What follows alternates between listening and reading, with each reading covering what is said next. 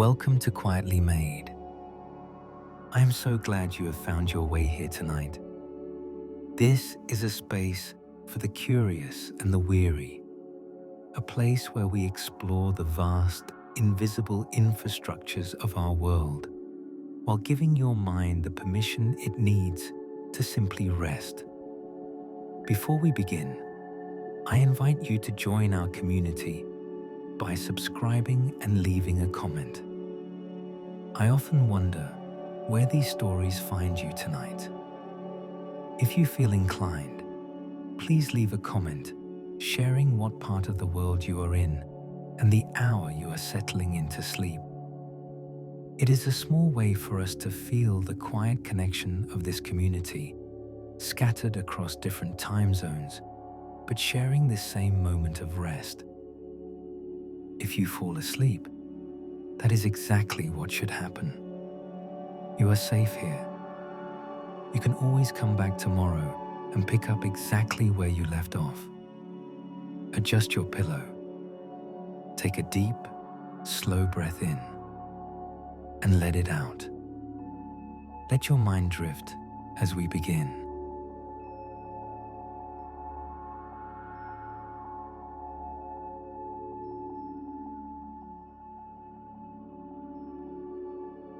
There is a particular kind of silence that settles over a ledger book left open on a wooden desk at the end of a long day.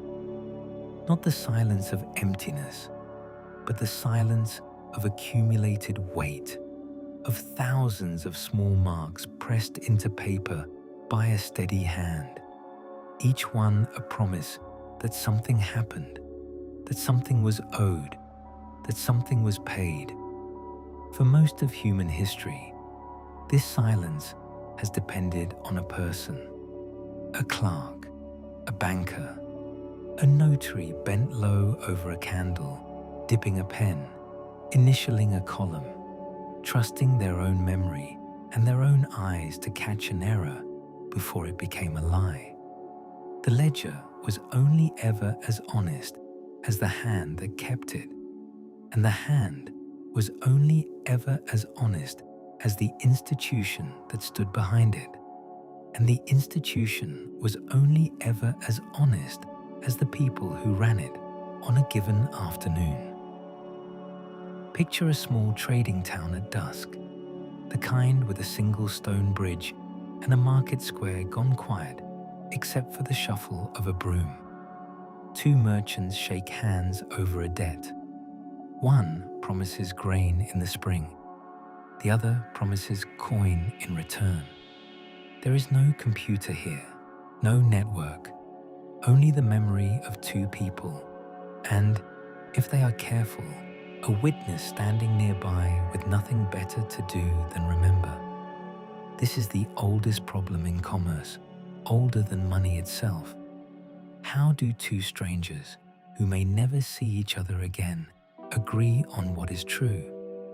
How do they agree on who owns what, who owes what, and when the debt has been settled, without a shared authority hovering above them, without a third party who might be biased, might be careless, might simply not be there when the question is asked? For centuries, the answer was proximity. Trust worked best at the scale of a village, where reputations were public and memory was communal. A dishonest trader could not hide for long in a place where everyone drank from the same well. But as trade stretched further, as roads lengthened and ships crossed water, no one could see across. That intimacy dissolved. Strangers had to trust strangers, and so trust was outsourced. It moved into the hands of guilds, then banks, then governments, each layer adding distance between the person making the promise and the person keeping the record. The record keeper became powerful simply by virtue of holding the pen. Whoever controlled the ledger controlled the story of who owned what, and history offers no shortage of ledgers rewritten, burned, or quietly altered when it served the record keeper's interest more than the truth. Consider the particular vulnerability of a single copy. One book, one vault, one set of eyes. If the book is lost in a fire, the debts it recorded vanish with it, unless someone remembers, and memory fades faster than ink.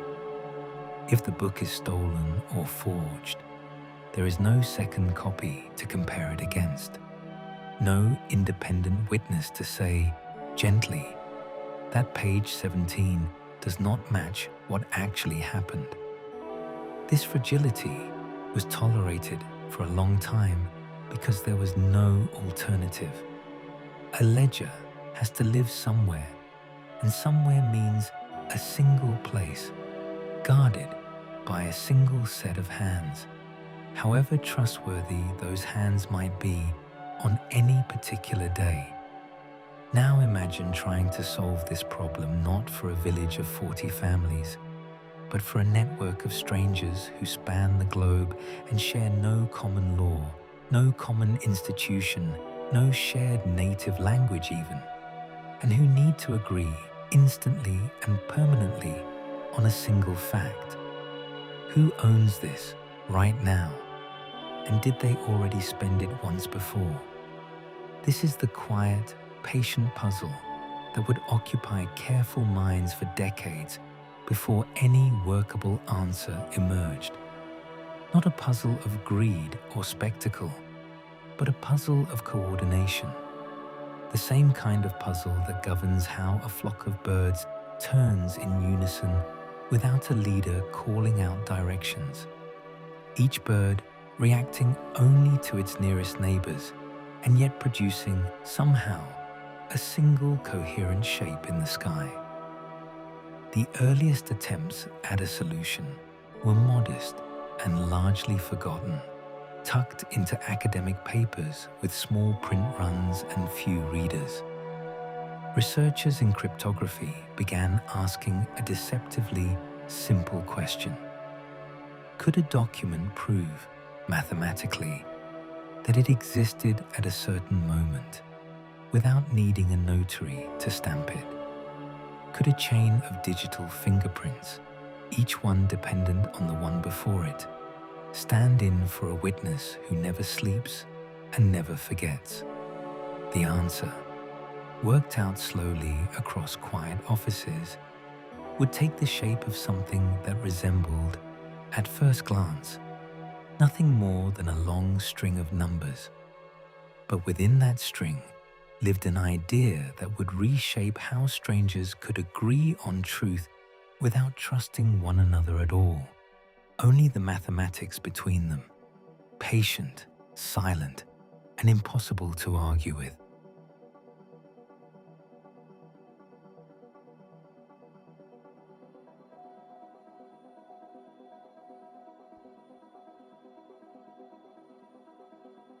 There is a particular problem in digital exchange that has no true equivalent in the physical world, and it is worth sitting with for a moment.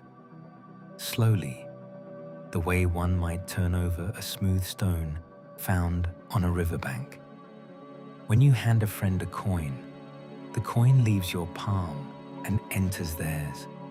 You cannot hand them the same coin twice because it is simply gone from your hand the moment it is gone.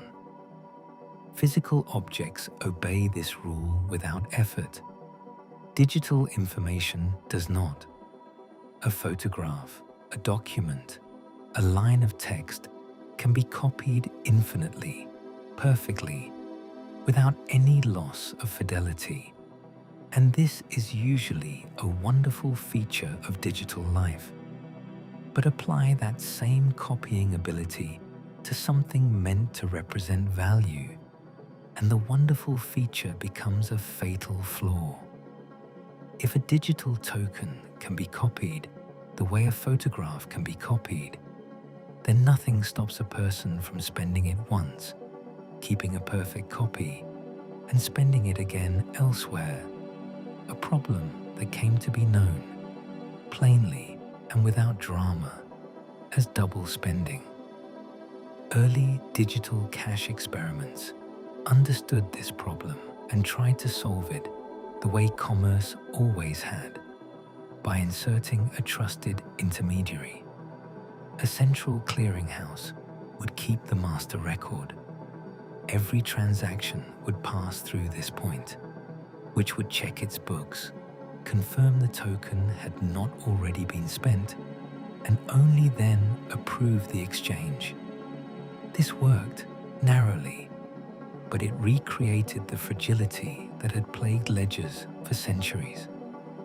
The clearinghouse became the single point of failure, the single vault that could be robbed, the single institution that could freeze an account, censor a payment, or simply shut its doors.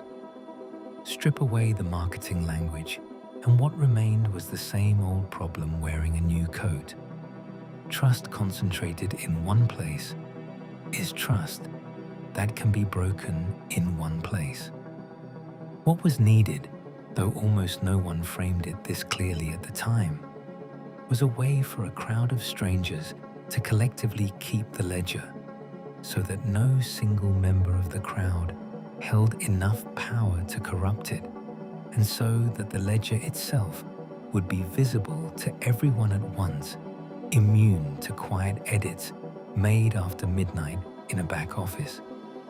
This is a strange kind of engineering problem, closer to designing a constitution than designing a machine. It requires anticipating not just how honest people will use a system, but how dishonest people will try to bend it, and building rules sturdy enough to hold regardless of who is watching.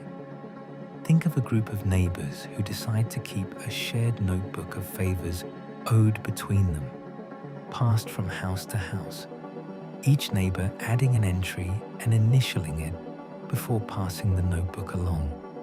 This works fine as long as everyone is honest and the group stays small enough that a forged entry would be noticed immediately by someone who remembers the real conversation.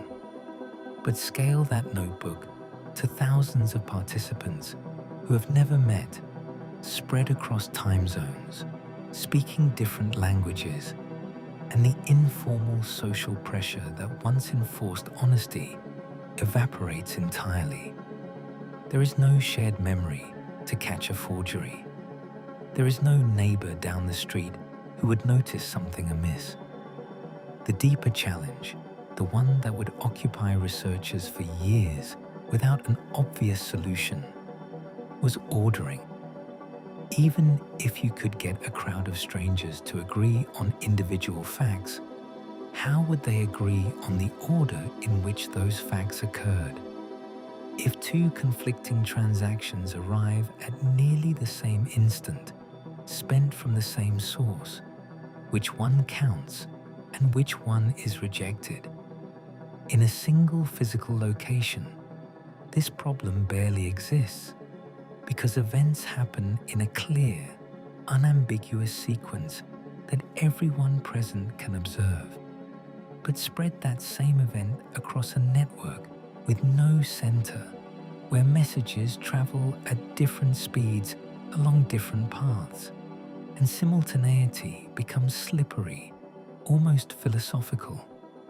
Two participants on opposite sides of the network might, for a brief window, each believe a different version of events is the correct one, and without some mechanism to resolve that disagreement, the whole system risks splintering into competing, incompatible truths. This was the quiet knot at the center of the puzzle, and it would take the patient, unglamorous accumulation of smaller ideas, built across years by people who mostly never met each other, to begin loosening it. Cryptographic proofs, peer-to-peer networking, incentive structures borrowed from economics. None of these ideas alone solved the problem. It was only when they were later stitched together thread by careful thread, that something resembling a durable answer would finally take shape. An answer built not on trusting a person, but on trusting a process that anyone, anywhere, could verify for themselves.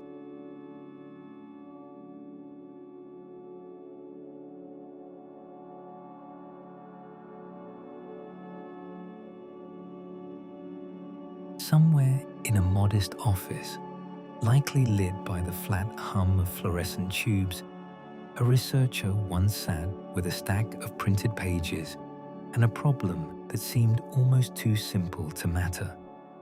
How do you prove that a document existed on a particular day without asking anyone to simply take your word for it? A notary could stamp a physical page, but notaries were local, slow, and themselves dependent on trust in an institution. What if, instead, a document could carry proof of its own age embedded directly inside it, a kind of internal fingerprint that changed completely if even a single letter were altered afterward? This idea, quiet and unglamorous as it sounds, turned out to be one of the essential building blocks of everything that would follow, and it deserves to be examined slowly, the way one might examine the joints of an old wooden chair to understand how the whole structure holds together. The tool that made this possible is called a hash function, and it behaves like a kind of mathematical blender with a strange and useful property. Feed it any amount of information, a single sentence, or an entire library, and it produces a fixed length string of characters, seemingly random, unique to that exact input. Change one comma in an enormous document, and the resulting string transforms completely, unrecognizably, with no visible relationship to the original output. This property, called the avalanche effect by those who study it closely, means the fingerprint cannot be reverse engineered or gently nudged to match a forged version of events. Either the document matches its fingerprint exactly, or it does not match at all. There is no partial credit, no close enough. Now imagine taking that fingerprint and folding it into the next document you create, so that document B contains not only its own content, but also a reference to the fingerprint of document A, and document C contains a reference to the fingerprint of document B. Link enough of these together and you build a chain, and the chain has a remarkable quality. To alter anything in an earlier link, you would need to also alter every single link that came after it, because each one carries forward, invisibly stitched into its own fingerprint, a trace of everything that preceded it. Tampering with the past becomes not just difficult, but self-evidently visible, because the chain would break in a way anyone could check by simply recomputing the fingerprints themselves. This is, in essence, the architecture of a time-stamping system, one of the earliest cryptographic proposals that touched on what would eventually become blockchain technology, though the people building it in this era were not thinking about currency at all. They were thinking about intellectual property disputes, about scientific priority claims, about the simple, stubborn question of how to prove when something was written without needing a witness who might later be unavailable, biased, or simply mistaken. The elegance of the solution was that it required no institution at all, only mathematics, publicly verifiable by anyone with the patience to run the same calculation. Picture the physical texture of this early work, because texture matters even in intangible fields. Reams of dot matrix printouts, their perforated edges still attached, covered in dense blocks of algorithm and proof. Handwritten annotations in the margins, small corrections in blue ink where an equation needed adjusting. The gentle static hum of an early computer terminal, its screen glowing a soft green against a dim office, cursor blinking patiently as a researcher typed out test cases late into the evening. There was no sense, in these rooms, that anything world-altering was underway. The work felt more like careful carpentry than invention, joint by joint, testing whether each piece held weight before adding the next. What these early cryptographers could not yet solve, and what would occupy the following years of quiet effort, was how to make this chain of fingerprints work, not just for a single institution keeping its own internal record, but for a crowd of strangers who did not know or trust each other, who might be scattered anywhere, and who needed some way to agree collectively on which chain was the true one, if two competing versions ever appeared. A chain proves that nothing inside it has been altered. It does not, by itself, prove which chain among several rivals deserves to be believed. That second question, deceptively harder than the first, would remain unresolved for years, sitting patiently in the background like an unfinished sentence, waiting for someone to find the missing words.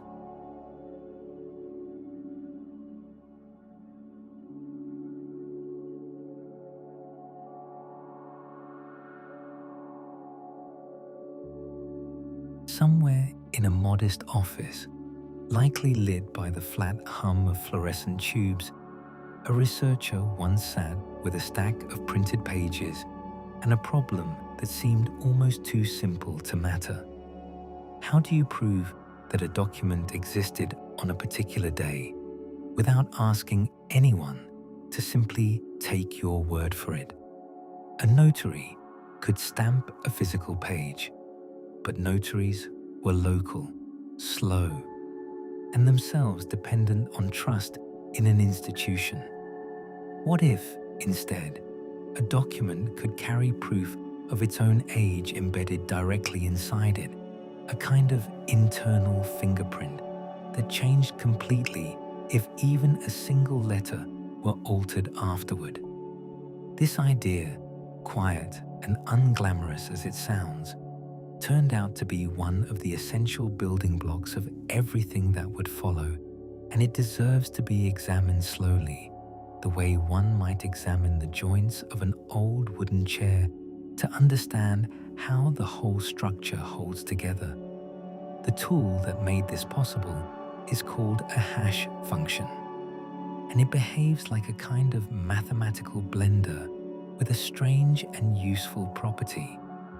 Feed it any amount of information, a single sentence, or an entire library, and it produces a fixed length string of characters, seemingly random, unique to that exact input.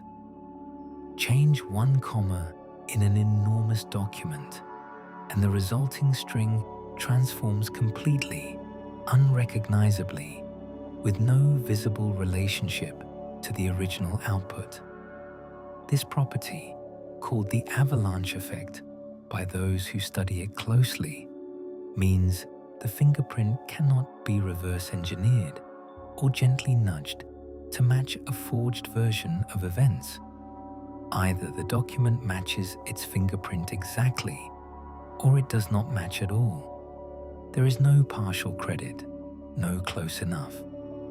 Now imagine taking that fingerprint and folding it into the next document you create, so that document B contains not only its own content, but also a reference to the fingerprint of document A. and document C contains a reference to the fingerprint of document B. Link enough of these together and you build a chain. And the chain has a remarkable quality. To alter anything in an earlier link, you would need to also alter every single link that came after it, because each one carries forward, invisibly stitched into its own fingerprint, a trace of everything that preceded it. Tampering with the past becomes not just difficult, but self-evidently visible, because the chain would break in a way anyone could check by simply recomputing the fingerprints themselves. This is, in essence, the architecture of a timestamping system, one of the earliest cryptographic proposals that touched on what would eventually become blockchain technology, though the people building it in this era were not thinking about currency at all.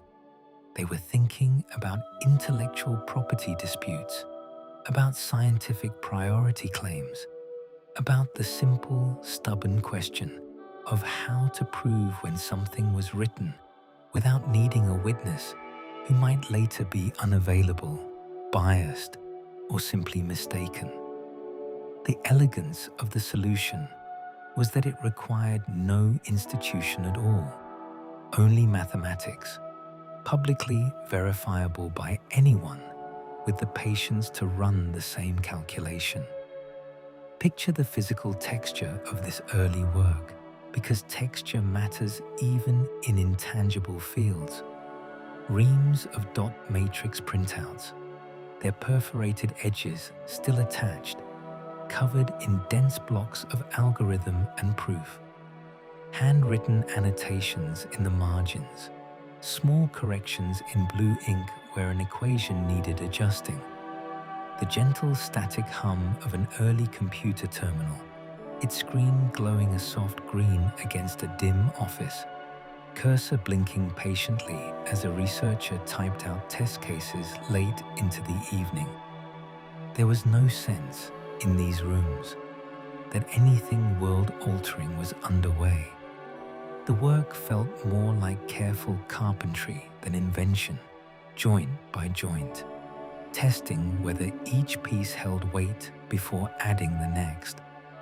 What these early cryptographers could not yet solve, and what would occupy the following years of quiet effort, was how to make this chain of fingerprints work, not just for a single institution keeping its own internal record, but for a crowd of strangers who did not know or trust each other, who might be scattered anywhere, and who needed some way to agree collectively on which chain was the true one, if two competing versions ever appeared.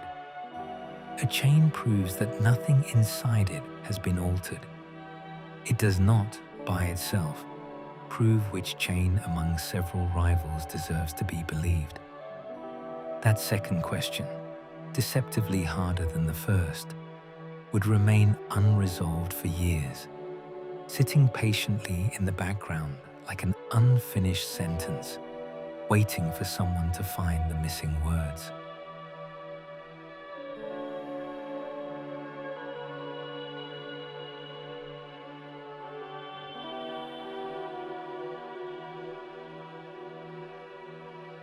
Ideas rarely arrive fully formed. More often, they accumulate the way sediment accumulates at the bottom of a slow river, one thin layer settling quietly on top of another, invisible day to day, until decades later, someone cuts through the bank and finds, to their surprise, a deep and orderly record of everything that passed through. The years following the earliest cryptographic timestamping proposals were exactly this kind of sediment building. No single dramatic breakthrough, just paper after paper, proposal after proposal, each one nudging the shared understanding slightly further, most of them destined to be read by a small handful of specialists and then quietly filed away in university archives, their pages slowly yellowing under fluorescent light. Consider the particular kind of work happening in mailing lists during this period, an unglamorous but essential form of collaboration. Long before modern messaging existed in its familiar forms, researchers and hobbyists who shared an interest in cryptography, privacy, and digital systems gathered on electronic mailing lists, exchanging long, dense messages at odd hours, often written late at night after a full day of unrelated work. These threads had a particular rhythm to them, a proposal offered tentatively, followed by careful critique, followed by revision, followed by more critique, the whole conversation stretching across weeks or months, punctuated by long silences when someone stepped away to actually build and test what had only been discussed in the abstract. There was no urgency in this rhythm, no pressure to ship something quickly. The pace matched the seriousness of the problem, which was, after all, nothing less than reimagining how strangers might trust each other without an institution standing between them. One recurring thread in these conversations concerned the idea of digital cash that could not be traced back to its spender, a concept that borrowed heavily from earlier cryptographic research into what was called blind signatures. Picture the mechanics of this idea slowly, because the elegance is worth appreciating. A bank could sign a digital token, certifying its validity, without ever seeing the specific serial number hidden underneath a kind of mathematical envelope. The spender could later reveal the token when using it, and the signature would still check out as valid, even though the bank had never actually seen what it was signing at the moment of signature.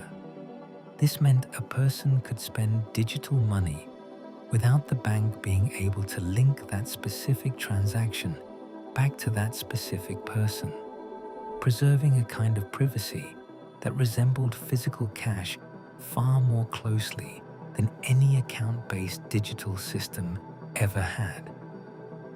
This early digital cash concept required a central issuer, a bank of sorts, to mint the tokens in the first place, which meant it still depended on trusting a single institution not to print more tokens than it should, not to freeze accounts arbitrarily, not to collapse under mismanagement. It solved the privacy problem elegantly, but left the deeper coordination problem largely untouched.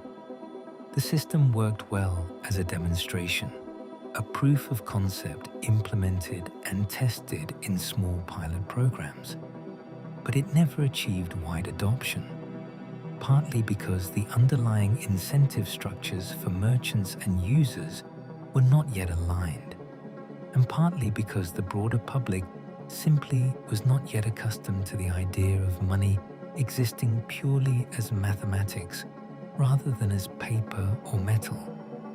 What is striking, looking back at this period with the patience of hindsight, is how many of the necessary components already existed, scattered across different projects, different research groups, different corners of an emerging field, without yet being combined into a single coherent system. The cryptographic proofs existed, the hash chains existed, the concept of proof through computational cost existed. Even certain ideas about decentralized networks, where information passed directly between participants rather than through a central server, existed in nascent form, borrowed from other applications entirely, like early file sharing systems that let users exchange data directly with one another, rather than downloading from a single central repository.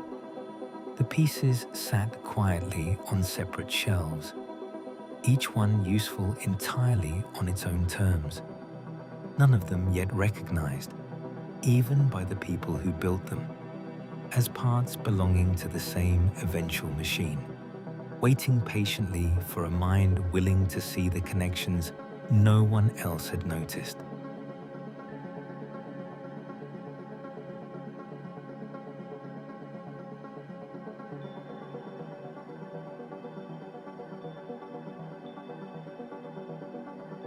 There is a quiet lesson in engineering that applies just as well to ideas as it does to bridges or buildings, which is that the strength of a structure often depends less on any single piece and more on how the pieces are joined. A beam of steel is only as useful as the rivet that connects it to the next beam. An idea about cryptographic proof is only as useful as the network that carries it between participants who have never met. During this long accumulating period, a separate strand of research was quietly developing alongside the cryptographic work, concerned not with mathematics, but with plumbing, with the basic question of how information actually travels between machines that are not organized around any central hub. Most computer networks at the time followed a familiar shape: a client asking a server for something, the server responding, a clear hierarchy with the server holding authority. This shape works well for many purposes, but it recreates, at a technical level, the same vulnerability that plagued ledgers kept by a single institution. If the server goes down, the whole system goes down with it. If the server is compromised, every client connected to it inherits that compromise.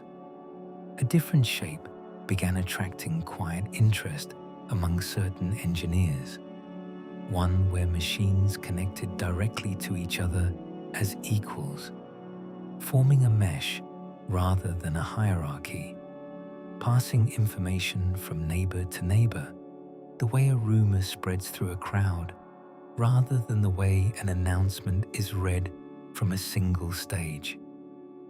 This peer-to-peer architecture had already found early, imperfect expression in systems built for sharing files, systems that let one computer request a piece of music or a document directly from another computer somewhere else on the network, without either machine needing to trust a central authority to broker the exchange.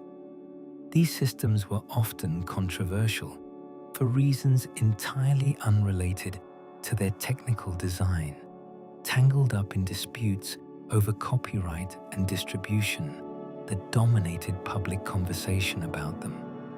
But underneath the controversy sat a genuinely useful engineering insight. A network with no single point of control could be remarkably resilient, difficult to shut down, difficult to censor, because there was no single switch to flip, no single office to raid, no single server whose destruction would end the whole system. Picture the physical reality of such a network stretched across a map.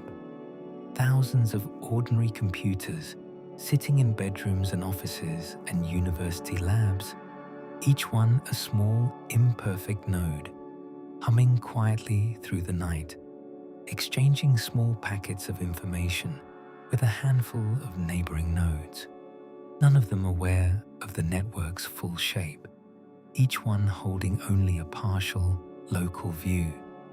And yet, somehow, information could travel from one edge of this sprawling, leaderless structure to the other, propagating outward the way ripples spread across a pond after a stone breaks the surface, each node passing the message onward to its own neighbors until the entire pond had felt it. Combining this networking insight with the cryptographic proofs being developed elsewhere required imagining something that did not yet fully exist.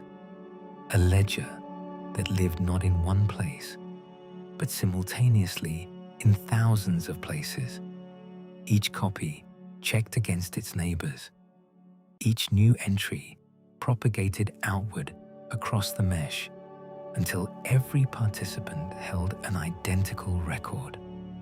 This was, on its surface, a strange kind of redundancy, seemingly wasteful, since instead of one ledger, there might be thousands of near-identical copies humming away on machines scattered across the globe. But this apparent waste was precisely the source of its strength. A ledger that exists in one place can be destroyed in one place. A ledger that exists in 10,000 places, each copy checking the others, becomes almost impossible to alter without the alteration being immediately, obviously visible to everyone else holding a copy. Still missing, even with these two strands converging in the minds of a handful of researchers, was the crucial third piece, some mechanism to keep those 10,000 copies in agreement about which new entries were legitimate and in what order they should be added, without a central authority making that call. Networking alone could move information around. Cryptography alone could prove information had not been altered after the fact. Neither, on its own, could settle a live dispute about which of two competing, simultaneously proposed entries deserved to become part of the permanent record. That question, the question of consensus among strangers with no shared authority, remained the last stubborn knot in an otherwise increasingly complete tapestry of ideas, waiting for its own quiet, patient solution to finally emerge.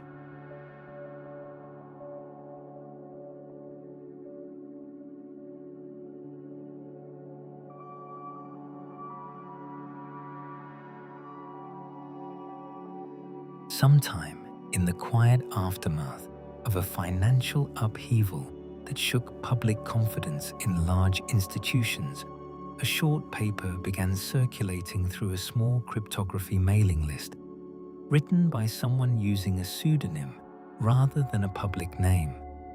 There was nothing flashy about the paper's presentation. It read like an engineering specification, dry and precise, more concerned with solving a problem than with announcing anything grand.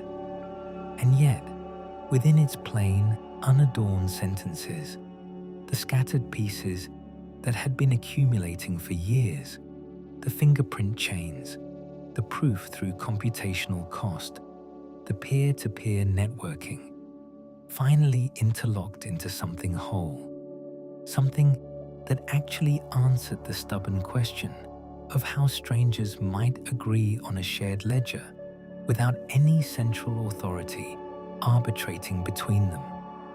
The mechanism at the heart of this proposal deserves to be examined slowly, the way one might examine the inner workings of an old mechanical clock, gear by gear, each piece meaningless in isolation, but essential once assembled correctly.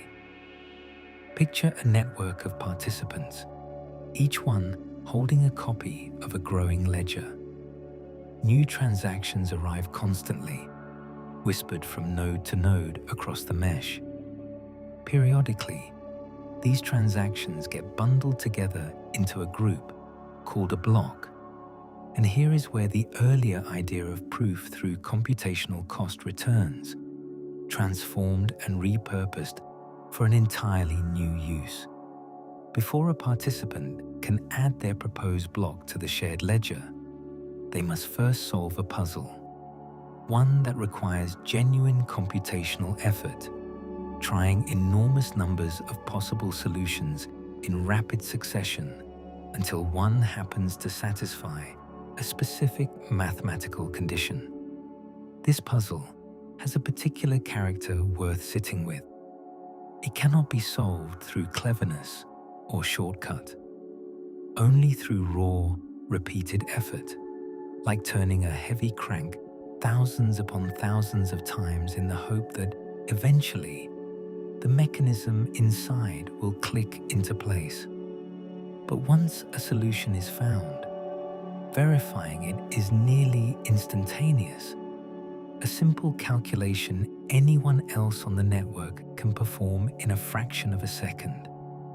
This asymmetry, hard to produce but trivial to check, turns out to be the missing ingredient that makes the entire system work.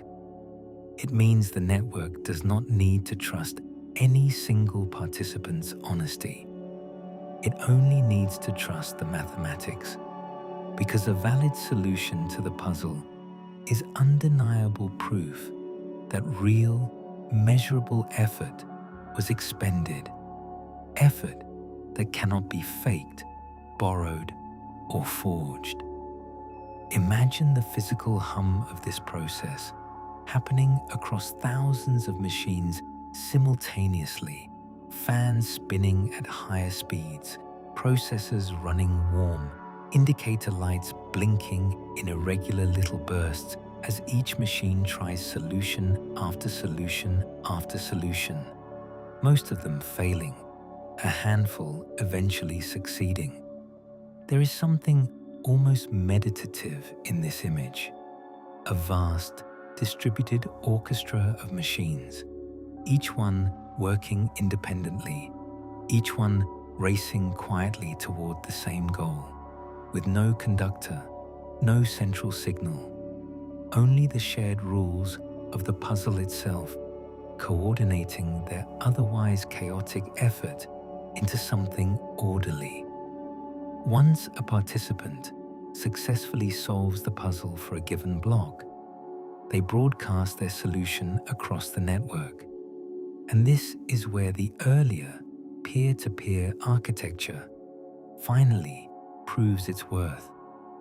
The solution ripples outward from neighbor to neighbor, each node checking it against the simple verification rule, and once satisfied, adding the new block to its own copy of the ledger before passing the news along further. Within moments, a solution found on one machine, in one room, on one continent, becomes reflected in thousands of copies of the ledger scattered across the globe, all of them now in agreement about this small addition to the shared record. The genius of this design, if such a strong word can be forgiven for a moment, was not any single component, since every component individually had existed before in some other context. The genius was in how the pieces were arranged together, so that the incentive to solve the puzzle honestly, to add legitimate transactions rather than fraudulent ones, aligned naturally with each participant's own self-interest, without requiring anyone to appeal to goodwill, cooperation, or trust in a stranger's character. The system did not ask anyone to be honest. It simply made honesty the most rational, most rewarding path available, which turns out to be a far sturdier foundation for a shared ledger than any appeal to conscience could ever provide.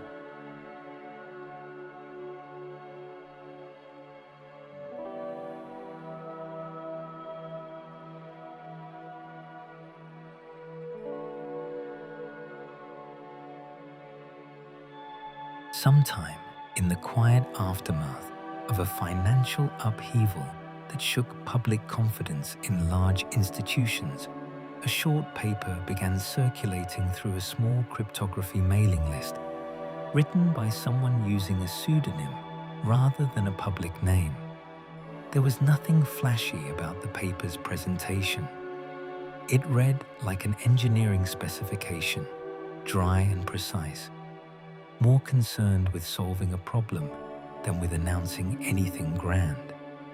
And yet, within its plain, unadorned sentences, the scattered pieces that had been accumulating for years, the fingerprint chains, the proof through computational cost, the peer-to-peer networking, finally interlocked into something whole, something that actually answered the stubborn question of how strangers might agree on a shared ledger without any central authority arbitrating between them.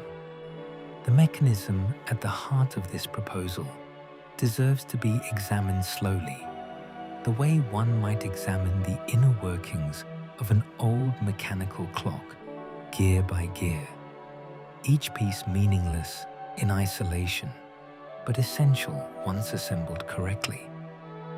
Picture a network of participants, each one holding a copy of a growing ledger.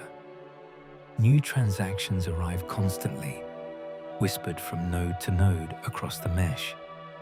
Periodically, these transactions get bundled together into a group called a block. And here is where the earlier idea of proof through computational cost returns, transformed and repurposed for an entirely new use. Before a participant can add their proposed block to the shared ledger, they must first solve a puzzle, one that requires genuine computational effort, trying enormous numbers of possible solutions in rapid succession until one happens to satisfy a specific mathematical condition. This puzzle has a particular character worth sitting with. It cannot be solved through cleverness or shortcut, only through raw, repeated effort, like turning a heavy crank thousands upon thousands of times in the hope that eventually the mechanism inside will click into place. But once a solution is found, verifying it is nearly instantaneous. A simple calculation anyone else on the network can perform in a fraction of a second. This asymmetry, hard to produce but trivial to check, turns out to be the missing ingredient that makes the entire system work. It means the network does not need to trust any single participant's honesty.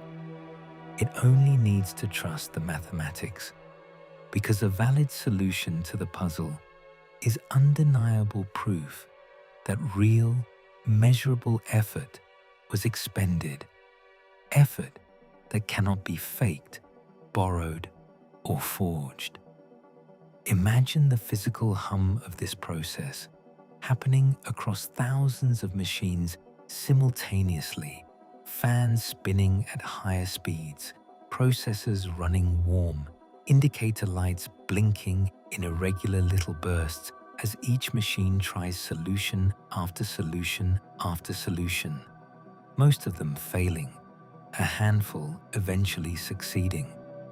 There is something almost meditative in this image, a vast, distributed orchestra of machines, each one working independently, each one racing quietly toward the same goal, with no conductor, no central signal, only the shared rules of the puzzle itself, coordinating their otherwise chaotic effort into something orderly. Once a participant successfully solves the puzzle for a given block, they broadcast their solution across the network. And this is where the earlier peer-to-peer architecture finally proves its worth. The solution ripples outward from neighbor to neighbor, each node checking it against the simple verification rule, and once satisfied, adding the new block to its own copy of the ledger before passing the news along further. Within moments, a solution found on one machine, in one room, on one continent, becomes reflected in thousands of copies of the ledger scattered across the globe, all of them now in agreement about this small addition to the shared record. The genius of this design, if such a strong word can be forgiven for a moment, was not any single component, since every component individually had existed before in some other context. The genius was in how the pieces were arranged together, so that the incentive to solve the puzzle honestly, to add legitimate transactions rather than fraudulent ones, aligned naturally with each participant's own self-interest, without requiring anyone to appeal to goodwill, cooperation, or trust in a stranger's character. The system did not ask anyone to be honest. It simply made honesty the most rational, most rewarding path available, which turns out to be a far sturdier foundation for a shared ledger than any appeal to conscience could ever provide.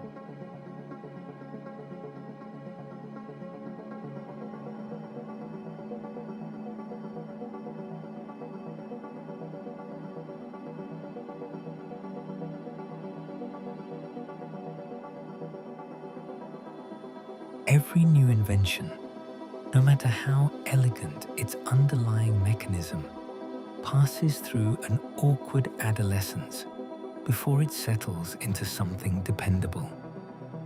The earliest years of this new ledger technology were exactly that kind of adolescence, marked less by grand vision and more by the unglamorous, repetitive work of patching, testing, and quietly fixing the small imperfections that only reveal themselves once real people start using something in real conditions no laboratory could fully anticipate.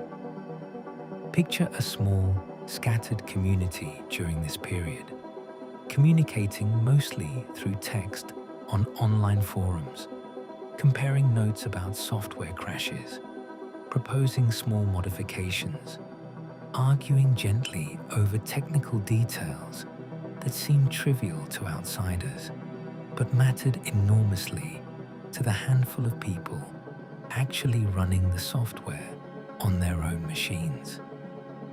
One of the earliest practical challenges concerns simple usability, the kind of friction that has nothing to do with elegant cryptography and everything to do with ordinary human patience. Early software for participating in this network was clunky, requiring a fair amount of technical comfort just to install and run correctly. Downloading the full history of the ledger, verifying it block by block from the very beginning, could take considerable time on the modest internet connections and processors typical of that period. Imagine sitting in front of a humming desktop computer, watching a progress bar creep forward with maddening slowness, synchronizing block after block, the fan inside spinning audibly louder as the processor worked through the accumulated history of every transaction that had ever occurred on the network. A strange kind of patience required simply to participate. As more participants joined, a natural specialization began to emerge, quietly and without any central plan directing it. The puzzle-solving process, initially performed on ordinary desktop processors sitting idle in someone's bedroom, gradually attracted more dedicated hardware. First, specialized graphics processors, originally designed for rendering video game imagery, but repurposed for their unexpected efficiency at the kind of repetitive mathematical trial and error the puzzle demanded, and later purpose-built machines designed for nothing else at all, their circuitry stripped down to the bare essentials needed for one narrow, relentless task. This shift changed the texture of participation considerably. What had once been a hobbyist's pursuit, feasible on a spare laptop, running quietly overnight, slowly became something closer to a specialized trade, requiring dedicated equipment, careful attention to electricity costs, and often physical space set aside specifically for the low, steady hum of dedicated machines working around the clock. Alongside this hardware evolution came a parallel evolution in how value moved between participants. In the earliest days, exchanging this new digital asset for traditional currency required finding another individual willing to trade directly, often through informal arrangements struck on the same forums where technical discussions took place. Payment sent through conventional means, while the digital asset moved in the opposite direction, each party trusting the other to follow through on their half of an informal handshake agreement conducted entirely between strangers who had never met and had no legal recourse if the other side simply disappeared. This informal, trust-dependent phase could not last.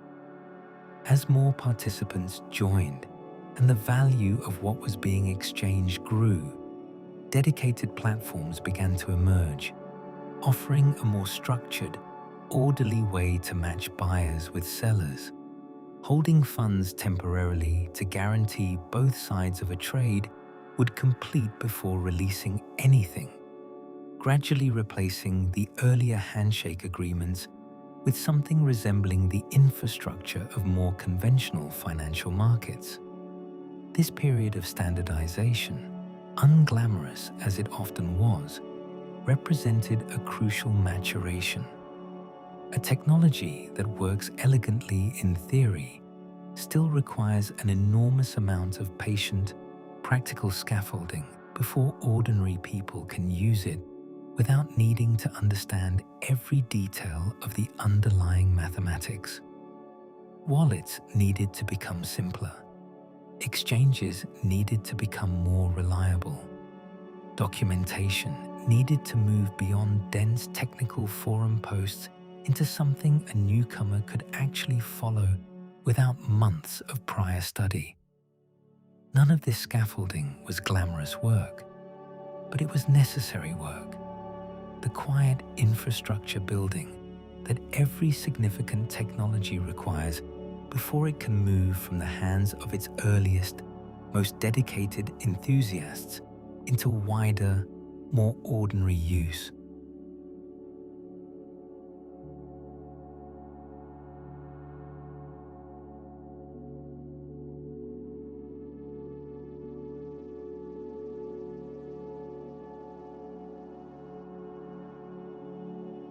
As the original ledger technology matured, an interesting and somewhat unexpected question began to surface among the wider community of people studying it closely. The underlying design had been built primarily to solve one specific problem: the problem of transferring a digital unit of value from one party to another without needing a trusted intermediary.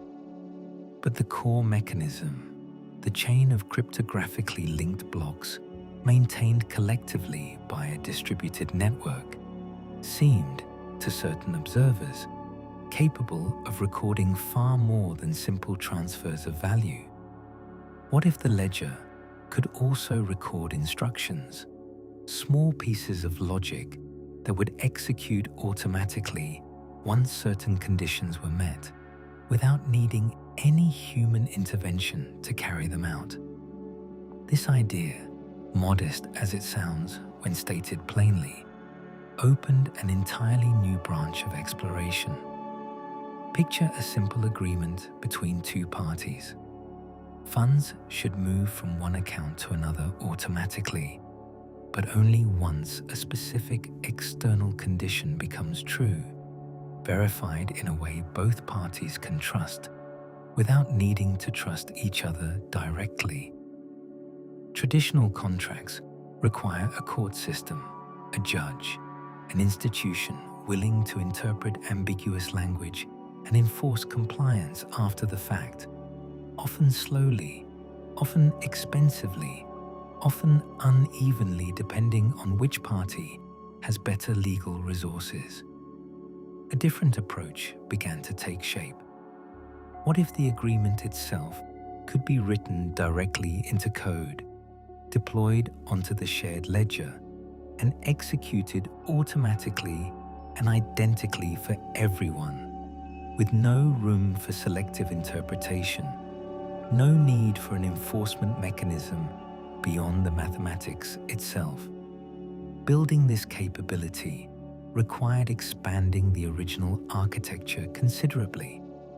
Where the earliest ledger systems were narrowly focused, designed to do one thing extremely well, this new generation of platforms aimed to be more general purpose, closer to a shared computer that anyone could program, its results verified and agreed upon by the same distributed network of participants that had proven so effective at maintaining a simple ledger of transactions.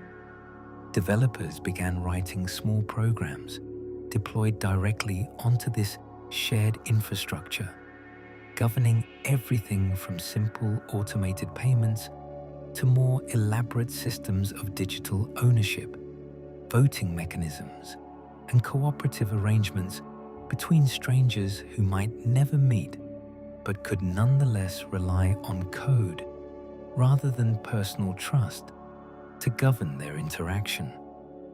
This expansion did not happen without friction, and the friction is worth describing honestly rather than glossing over it. Code, unlike the simpler transaction logic of earlier systems, is considerably more complex, and complexity creates room for mistakes. A program deployed onto this shared, immutable infrastructure cannot easily be corrected after the fact the way conventional software can be patched and updated. If a flaw exists in the original code, that flaw becomes, in a sense, permanent, executing exactly as written, even if what was written diverges from what the author actually intended. Several early, high-profile incidents during this period demonstrated this vulnerability clearly. Small errors in complex code, leading to significant and difficult to reverse consequences. Lessons that pushed the wider community toward more careful, more rigorously tested approaches to writing programs, meant to run on infrastructure that offered no easy undo button. Despite these growing pains, the underlying insight proved durable and increasingly influential. A shared, verifiable computer maintained collectively rather than by any single institution, capable of executing agreements exactly as written, represented a genuine expansion of what this technology could accomplish. It moved the conversation beyond simple currency and into something closer to infrastructure, a foundational layer upon which increasingly elaborate systems of cooperation and exchange between strangers could be built, each one relying not on personal trust or institutional oversight, but on code that anyone could read, verify, and confirm would behave exactly as promised. Gear turning predictably against gear, indifferent to persuasion, indifferent to pressure, answerable only to the logic written plainly into its own structure. What stands out, Looking back across this period of standardization and expansion is how much of the real progress happened quietly in code repositories and technical discussion threads, rather than in any single dramatic announcement. Small improvements accumulated the way sediment had accumulated in the earlier theoretical years, one careful correction layered atop another, until a technology that had once required considerable technical comfort to even install began, slowly, to resemble ordinary infrastructure, dependable enough that people could build upon it without thinking constantly about the mechanics humming quietly underneath.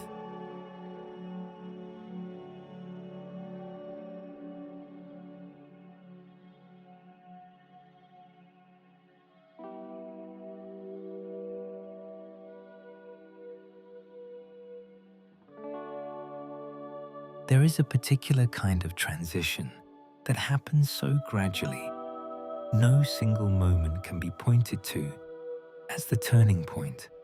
The way a season changes, not on one dramatic day, but across a slow accumulation of slightly cooler mornings, slightly earlier sunsets, until one day a person looks up and realizes summer has quietly become autumn without any single afternoon marking the shift. Something similar happened to this technology as the years passed, a slow transition from something maintained almost entirely by ordinary desktop machines, humming in bedrooms and home offices, towards something increasingly maintained by specialized operations, dedicated facilities, and, quietly, ordinary machines, running silently in places their owners had never intended for this particular purpose. Consider a scenario that unfolded countless times across this period, rarely reported, rarely noticed by the person it happened to.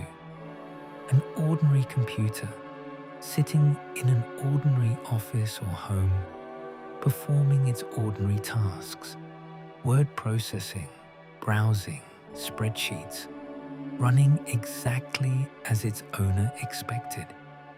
And yet, tucked somewhere inside its operating system, invisible unless someone went looking for it specifically, a small additional process might be running. Borrowed processing cycles quietly diverted towards solving the same computational puzzles that legitimate participants solved openly and by choice.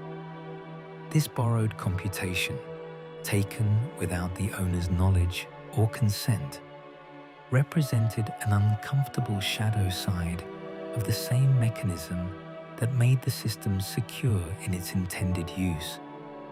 The very feature that made honest participation rewarding, computational effort converted directly into value, also made unauthorized use of someone else's computer quietly, invisibly profitable for whoever managed to install such a process without detection.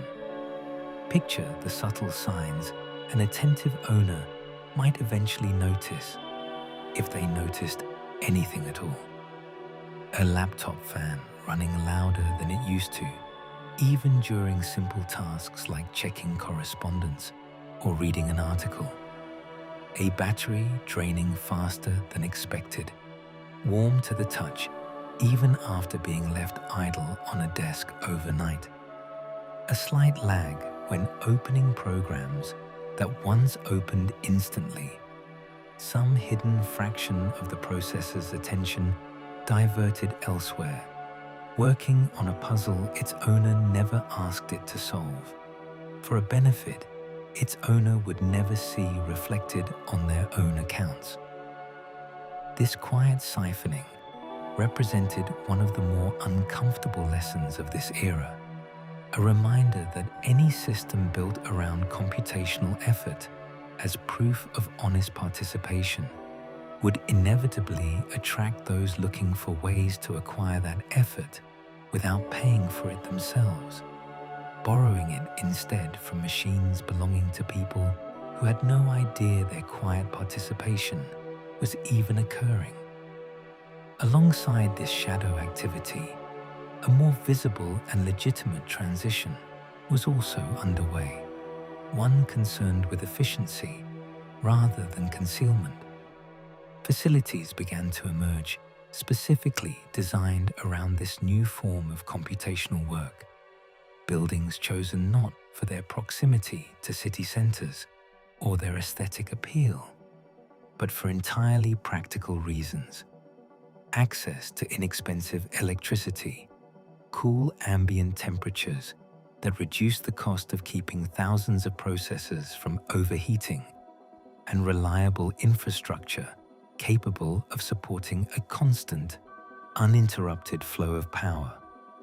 Some operators sought out disused industrial buildings, former factories with high ceilings and heavy-duty electrical wiring already installed for previous manufacturing purposes, repurposed now for a very different kind of production, one that yielded no physical goods at all, only entries in a distributed ledger and the steady accumulation of reward. Picture the particular architecture of such a facility, rows upon rows of specialized machines arranged in long corridors, each one emitting a steady, high-pitched hum, the combined sound rising into something closer to a dense, mechanical roar when multiplied across thousands of units operating simultaneously. Industrial fans mounted along the ceiling pulled warm air upward and away. A constant current of moving air required simply to keep the machines within their safe operating temperature, the whole building functioning less like an office and more like a vast, patient engine, converting electricity directly into computational proof, hour after hour, without pause, without rest, the indicator lights blinking in countless small, irregular patterns across the darkened rows, the only visible sign to anyone standing quietly in the corridor that anything at all was happening inside these unassuming metal frames.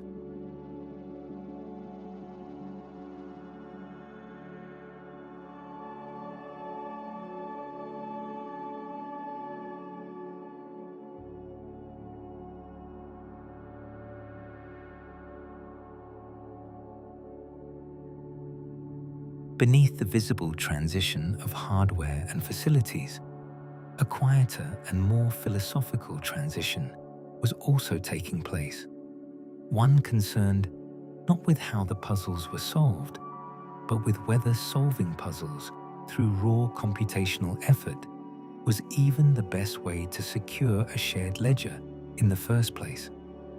This question had simmered in technical circles for years, occasionally surfacing in mailing list debates, occasionally dismissed as impractical, but never entirely fading. The underlying concern was straightforward enough to state plainly. Converting enormous amounts of electricity into computational effort, purely to prove that effort had occurred, seemed, to a growing number of observers, like an oddly wasteful way to achieve security, however elegant the underlying incentive structure might be. An alternative approach began attracting increasingly serious attention, one that replaced computational effort with something closer to a financial stake. Instead of proving honesty through the burning of electricity, participants would instead lock up a quantity of the very asset the network was designed to protect, a kind of collateral pledged as a guarantee of good behavior. If a participant attempted to validate fraudulent transactions, they would risk losing this pledged stake entirely, a penalty severe enough to make dishonesty irrational for the same reason computational cost had once made dishonesty irrational under the older approach. The core insight remained consistent across both designs, even as the mechanism changed. Make dishonesty expensive enough through whatever means, and honesty becomes the only rational path for a participant motivated by self-interest. Picture the practical difference this shift represented, not in abstract terms, but in physical, tangible ones. Where the older approach required vast warehouses humming with specialized machines, consuming electricity on a scale comparable to entire small nations, this newer approach required something far quieter.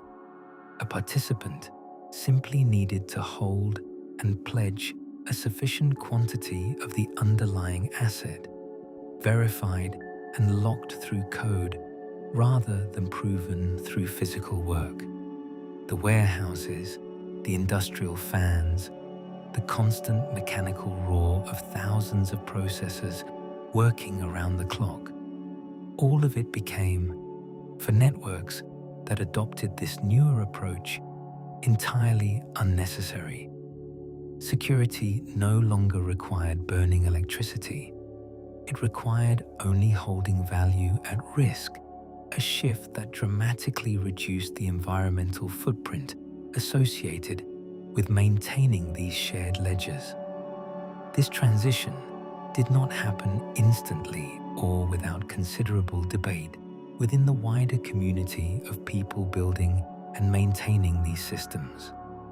Some argued the older approach, however wasteful in energy terms, had a kind of physical, tangible honesty to it, since the cost of dishonesty was rooted in something concrete and external, electricity consumed and hardware depreciated, rather than something that existed purely within the digital system itself.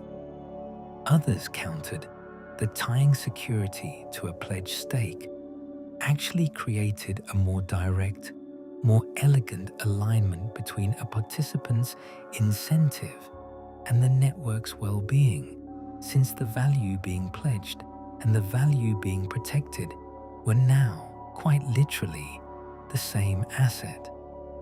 This debate, carried out across countless forum threads, technical papers, and quiet conversations between developers who had spent years thinking carefully about these trade-offs, represented exactly the kind of patient, unglamorous deliberation that had characterized this entire field since its earliest theoretical beginnings, each generation building carefully on the lessons of the one before it, refining rather than discarding, adjusting rather than abandoning, the accumulated wisdom of years spent solving one stubborn problem after another. Picture the moment, for one particular network among several exploring this newer approach, when the switch was finally made, not gradually, but across a single, carefully coordinated transition, planned and tested for years beforehand, across countless simulations and trial runs on smaller test networks. The warehouses that had once hummed continuously, their fans roaring, their indicator lights blinking through the night, fell quiet almost overnight for that network, their machines repurposed or powered down. The vast, patient engine of computational effort replaced by something far quieter, humming instead inside ordinary computers scattered across the globe, each one holding a modest pledge of value rather than grinding through endless mathematical puzzles. It was, in its own understated way, one of the more remarkable engineering transitions of the era, a foundational mechanism replaced beneath a functioning system without interrupting the countless transactions already relying on it. The ledger continuing forward, unbroken, even as the machinery underneath it changed entirely.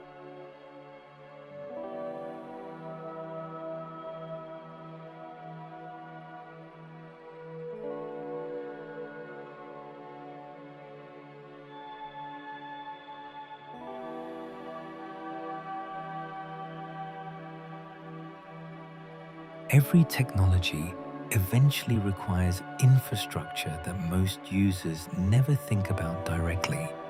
The way a driver crossing a bridge rarely considers the calculations that determined how much weight the structure could bear.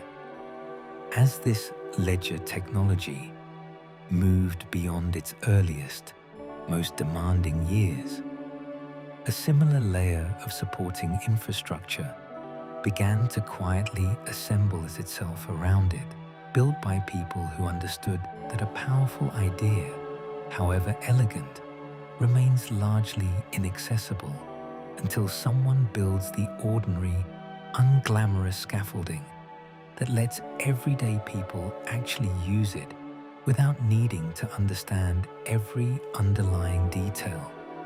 Consider the humble wallet, the software responsible for holding the cryptographic keys that prove ownership over a portion of the ledger.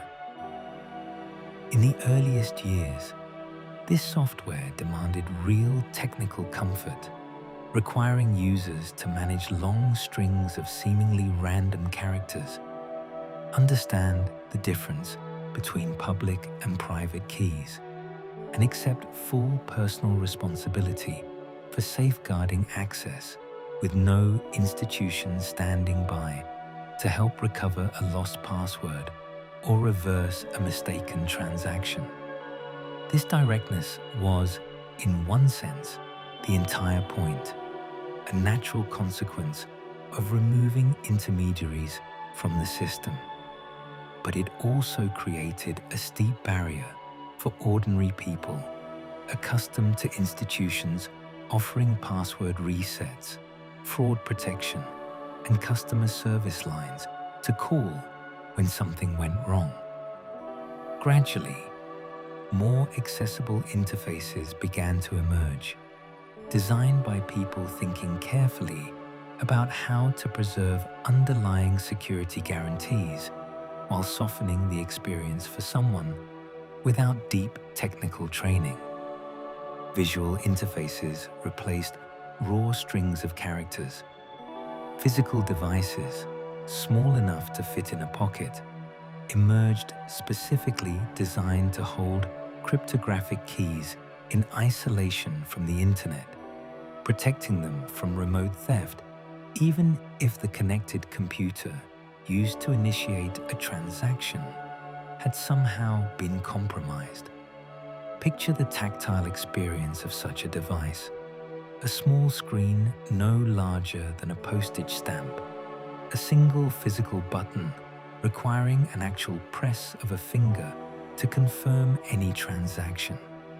A deliberate friction inserted intentionally into an otherwise instantaneous digital process, precisely because that friction offered a crucial moment of pause, a chance to notice if something looked wrong before an irreversible action was confirmed. Alongside wallets, an industry of custodial services also began to emerge, offering a different trade-off entirely. Rather than requiring individuals to personally safeguard their own cryptographic keys, these services offered to hold assets on behalf of their customers, much the way a conventional bank holds funds on behalf of depositors. This approach reintroduced a familiar kind of institutional trust into a system designed to minimize dependence on exactly that kind of trust.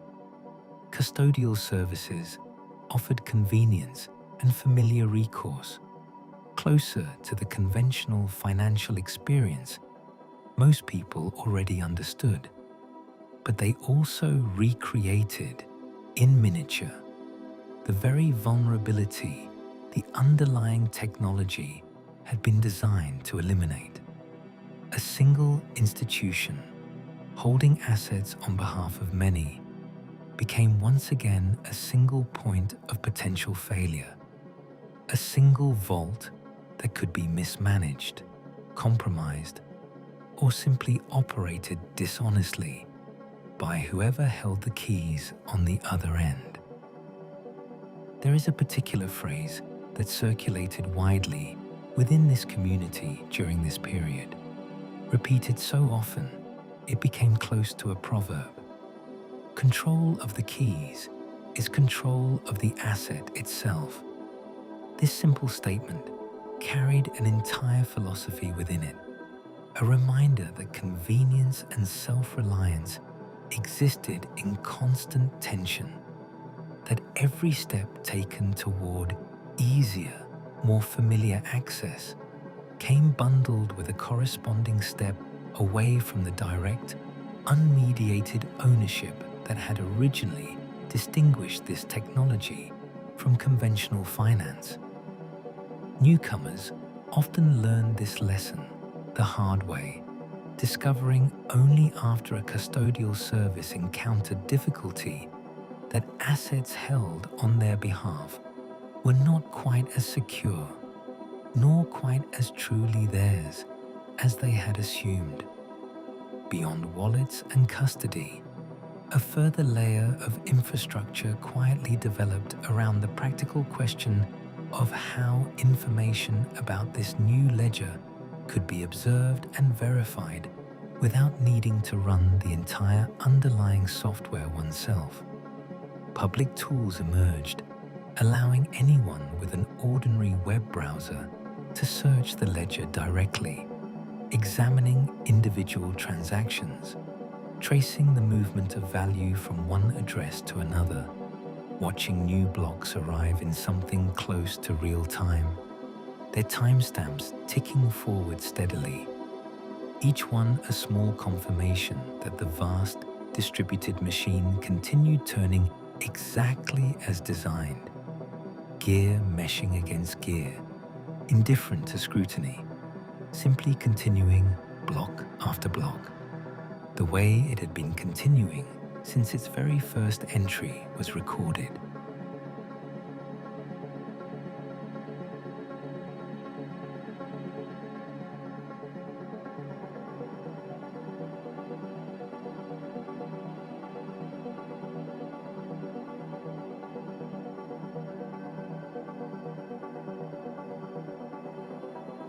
Behind the visible layer of wallets and custodial services sat a deeper, less visible layer of infrastructure, the software libraries, protocols, and standards that let different applications and platforms communicate with the underlying ledger consistently and reliably. This is the kind of work that rarely earns public recognition. The digital equivalent of the plumbing running behind the walls of a house, invisible when functioning correctly, noticed only when something breaks. Developers spent countless hours writing and refining these foundational tools, establishing common formats so that a transaction created by one piece of software could be correctly understood and processed by an entirely different piece of software built by an unrelated team, sometimes on the opposite side of the world, without either team needing to coordinate directly with the other. Consider the particular challenge of building software meant to run reliably across an enormous range of devices and circumstances, from powerful, dedicated computers running continuously in climate-controlled facilities to modest mobile phones carried in pockets through heat and cold, occasionally losing connectivity entirely as their owners moved through areas with poor reception. Every one of these devices needed some way to interact meaningfully with the shared ledger, whether by running a complete copy themselves or by relying on a simplified method that verified only the specific information relevant to their own transactions, without needing to download and store the entire accumulated history from the very beginning. This simplified approach, sometimes described as light verification, represented its own quiet engineering achievement, allowing participation to scale down to increasingly modest devices without abandoning the core principle of independent verification that had always distinguished this technology from more conventional, centrally managed alternatives. As the ecosystem grew increasingly complex, a further challenge emerged around the question of how different, independently developed ledgers might eventually communicate with one another. Where the earliest years had produced a single dominant ledger design, later years saw the emergence of numerous distinct networks, each with its own particular trade-offs, its own particular community, its own particular approach to the underlying questions of security, speed, and flexibility. This proliferation created a genuine practical problem. Value and information trapped within one network had no straightforward way to move to another. The way a currency issued in one country cannot simply be spent directly in a country using an entirely different currency without first passing through some kind of exchange. Bridges, in the technical sense that emerged to describe this challenge, became an area of intense focus. Software mechanisms designed specifically to allow value or information to move between otherwise separate and incompatible networks. This work proved considerably harder than it first appeared, since it required extending trust assumptions across two entirely separate systems simultaneously, each with its own security model, its own community of validators, its own particular vulnerabilities. Several notable technical failures during this period, involving flaws in bridge software rather than flaws in the underlying ledgers themselves, offered sobering reminders that connecting separate systems together often introduced new risks precisely at the seams, where two carefully designed systems met. A lesson familiar to engineers in many fields, far removed from digital ledgers, where the joint between two solid components frequently proves weaker than either component considered on its own.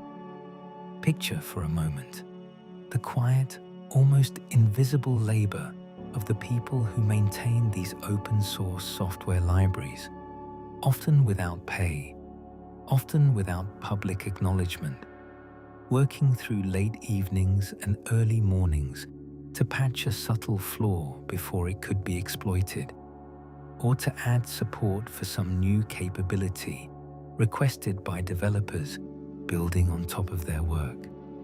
This labor rarely made headlines.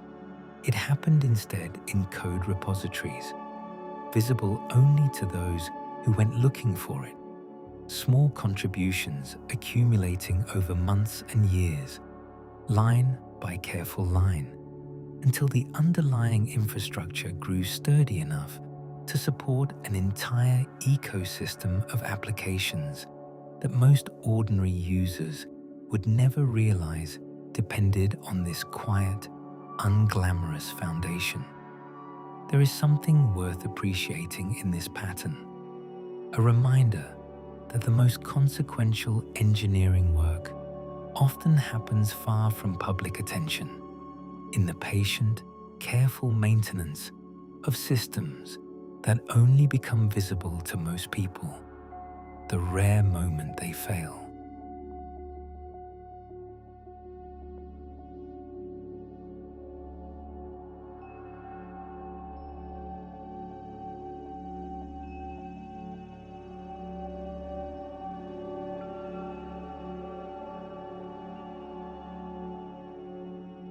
There is a particular kind of loneliness in being excluded from a financial system, a quiet inconvenience people fortunate enough to hold a bank account rarely have cause to consider. Picture a person living in a region where the nearest bank branch requires a full day's travel, where opening an account demands documentation many people simply do not possess, where sending money to a family member working abroad means paying a substantial fee to a service that might take days to complete a transfer that, in principle, should take moments. For a significant portion of the world's population, these were not hypothetical inconveniences, but the ordinary texture of daily financial life, a set of quiet frictions accepted simply because no better alternative had ever been available. This global reality gave rise to one of the more compelling promises associated with this new ledger technology: the idea that anyone holding nothing more than an ordinary mobile phone and an internet connection, increasingly common even in regions historically underserved by conventional banking, might participate directly in a global financial network without needing to satisfy the documentation requirements, minimum balances, or geographic proximity that conventional banks had always required. Picture the practical difference this represented for a worker who had left home to find employment elsewhere, sending part of their earnings back to family still living far away. Under conventional arrangements, this remittance often passed through multiple intermediary institutions, each one taking a small fee, each one adding a delay measured in days rather than moments. The money arriving diminished and delayed by a series of tolls extracted simply for the privilege of moving value across a border. Under this newer approach, the same worker could, in principle, send value directly, peer-to-peer, arriving within minutes rather than days, with fees that, depending on network conditions, could be a small fraction of what conventional remittance services charged. This became, for a meaningful number of people across various regions, a genuinely practical improvement to daily life, adopted not out of enthusiasm for the underlying technology itself, but out of simple, practical necessity.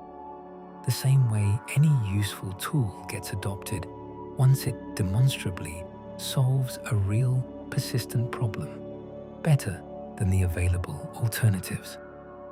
Consider, too, the particular value this technology offered in regions experiencing severe currency instability, where the local currency might lose a significant portion of its value within months, sometimes within weeks, eroding savings people had worked years to accumulate. In such environments, holding value in a form not directly controlled by local monetary policy offered a kind of protection unavailable through conventional local banking, a way to preserve purchasing power that might otherwise evaporate through no fault of the person holding it. This use case, quiet and practical rather than speculative, represented one of the clearer, more grounded examples of the underlying technology serving a genuine human need, distinct from the more attention-grabbing narratives that often dominated public conversation about this space. Picture the particular texture of daily life for someone relying on this technology under such circumstances.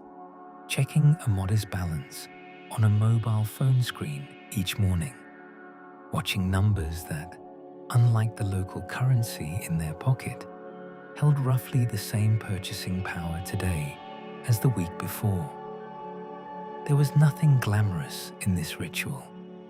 It was, instead, a quiet, practical adaptation to difficult circumstances, the same instinct that has always driven people to seek out whatever tool offers the most reliable way to protect what little they have managed to save.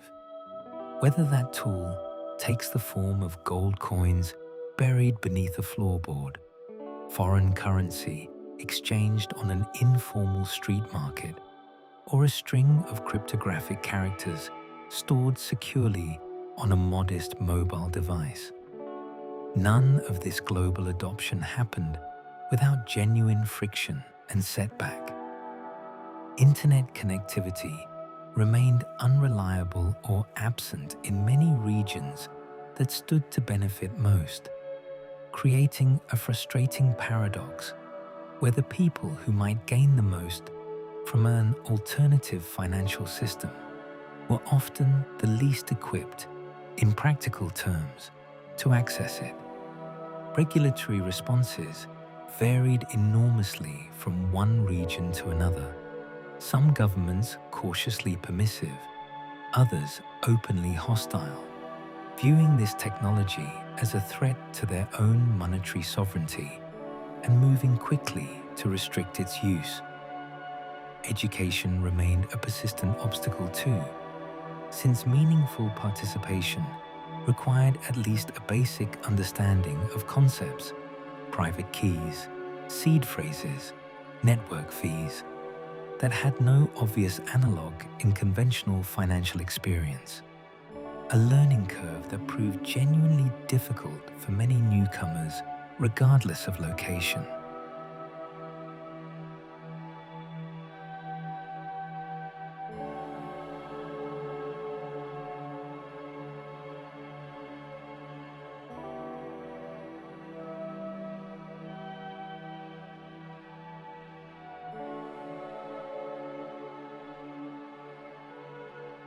Beyond individual use cases involving remittance and savings preservation, a broader pattern of global connection began to emerge, one concerned less with any single application and more with the underlying shift in how value itself could move across borders. Traditional international finance depended on a dense web of correspondent banking relationships, institutions in one country maintaining accounts with institutions in another, each transfer passing through multiple checkpoints, each checkpoint adding time, cost, and friction. This system worked in the sense that value did eventually arrive, but it worked slowly, expensively, and with considerable opacity. Ordinary people rarely able to see exactly where their money sat at any given moment during a multi-day international transfer. The alternative model offered something structurally different, a single shared ledger accessible from anywhere with an internet connection, where a transfer initiated in one country could, in principle, be confirmed and settled within minutes, regardless of distance or the number of intermediaries ordinarily required. This structural simplicity carried genuine implications for how businesses might conduct cross-border trade, how aid organizations might distribute funds directly to recipients without losing a significant percentage to processing fees, and how smaller businesses, without the scale to negotiate favorable terms with traditional banking intermediaries, might access global markets on more equal footing. Picture the particular scene of a small business owner in one country, perhaps someone crafting handmade goods, needing to pay a supplier located on another continent. Under conventional arrangements, this payment might require navigating currency conversion fees, wire transfer charges, and a settlement period stretching across several business days, delays that could meaningfully disrupt a small operation working with tight margins and limited cash reserves. Under the newer model, the same payment could move directly, transparently, and considerably faster, the underlying ledger serving as a kind of shared, neutral settlement layer that neither party needed to trust individually, since the mathematics governing the transfer remained the same regardless of which two parties happened to be using it. This global connective tissue did not emerge without genuine tension, particularly around questions of oversight that regulators around the world continued wrestling with throughout this period. A system designed explicitly to minimize dependence on trusted intermediaries inevitably complicated efforts to monitor financial activity for legitimate purposes, including the prevention of fraud, money laundering, and various forms of illicit finance that conventional banking systems had spent decades building infrastructure to detect and interrupt. This tension between open, permissionless access and legitimate oversight concerns represented one of the genuinely difficult, unresolved questions that would continue shaping policy conversations in nearly every country, grappling with how or whether to formally integrate this technology into existing financial and legal frameworks. A slow, ongoing negotiation between innovation and caution that showed no sign of reaching a tidy, universally agreed conclusion anytime soon. There is a quiet irony worth sitting with here, one that surfaced repeatedly in conversations among people who studied this technology closely. The same transparency that made the underlying ledger resistant to tampering, every transaction visible, permanently recorded, verifiable by anyone, also meant patterns of activity could, in certain circumstances, be traced and analyzed more thoroughly than equivalent activity moving through the more opaque channels of conventional banking. Specialized firms emerged specifically to study these patterns, tracing the movement of value across the public ledger, assisting investigators in following the trail left by illicit activity, a capability that ran counter to the popular assumption that this technology offered complete anonymity. In practice, the ledger offered something closer to pseudonymity, identities obscured behind strings of characters rather than names, but patterns of behavior remained visible to anyone patient enough to study them, a nuance often lost in more casual public conversation about this space. What emerges from this period, taken as a whole, is a picture more nuanced than either the most enthusiastic advocates or the most skeptical critics tended to present. The technology genuinely expanded financial access for meaningful numbers of people in specific, well-documented circumstances, while introducing new categories of risk, complexity, and regulatory uncertainty that showed no sign of resolving quickly, a familiar pattern for any tool powerful enough to reshape how value moves between strangers scattered across a genuinely global network.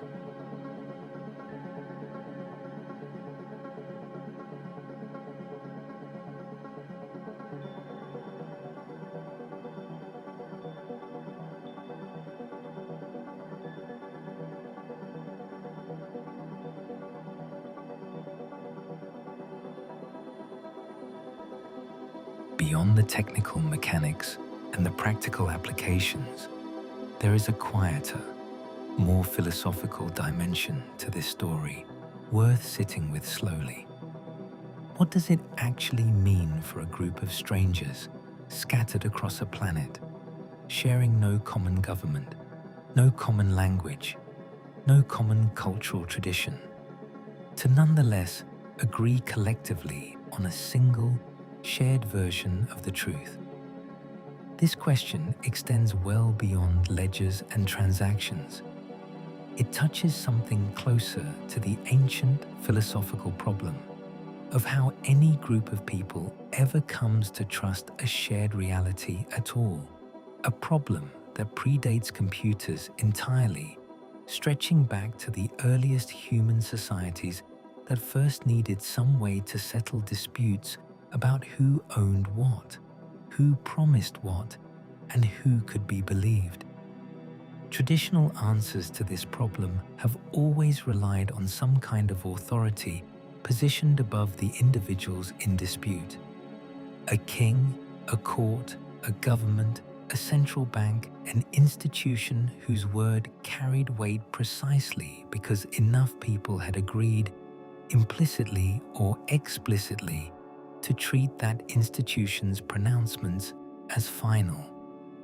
This arrangement worked reasonably well for a long time, but it always carried a quiet, uncomfortable vulnerability. The authority itself had to be trusted, and trust in an authority is only ever as durable as that authority's own honesty, competence, and continued existence. Empires have fallen. Institutions have been captured by corrupt interests. Records have been altered to serve whoever happened to hold power at a given moment. History offers no shortage of examples where the very authority, meant to guarantee truth, became, instead, the primary threat to it. What this ledger technology proposed, at its philosophical core, was a genuinely different answer to this ancient problem, one that replaced institutional authority with something closer to mathematical consensus.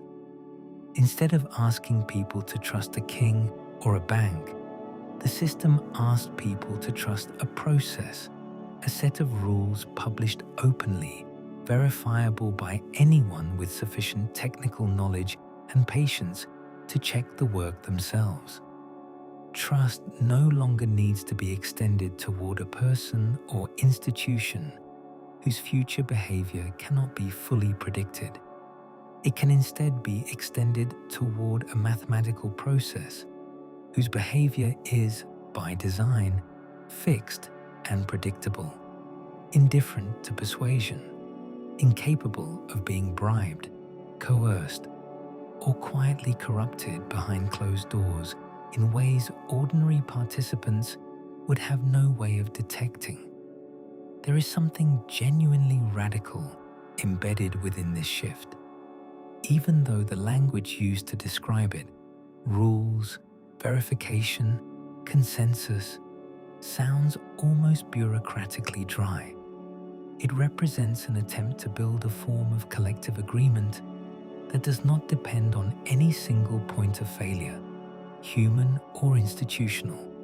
A system where the truth of a shared record emerges not from anyone's authority, but from the simple, patient accumulation of independently verifiable proof, distributed so widely that no single actor, however powerful, could quietly rewrite it without the attempt becoming immediately, obviously, visible to everyone else holding a copy of the same record.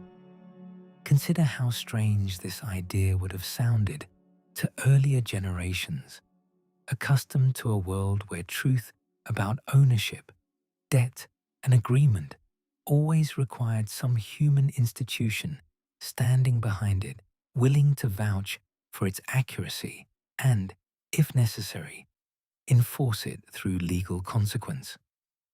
The notion that a group of strangers, none of whom trusted each other individually, could nonetheless produce a shared record more resistant to tampering than anything a trusted institution had ever managed to produce represents a genuine inversion of how human societies had organized trust for the entirety of recorded history.